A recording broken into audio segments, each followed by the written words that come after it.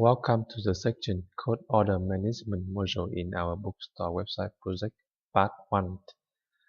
In this section, we will implement the use case manage orders in the admin section here. You see in this overview use case diagram. So this is the last use case in the backend, and then we go to implement the last two use cases in the front-end, place order and view order history for the customer. And this is a detailed use case for managing orders in the backend.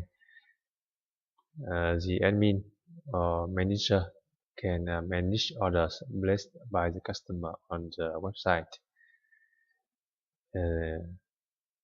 including a list of orders, view order details, update an order, and delete an order. To update an order, the admin or manager can update customer information, add more books to the order, or remove books from the order, or update quantities of books in the order. And in this part 1, we implement only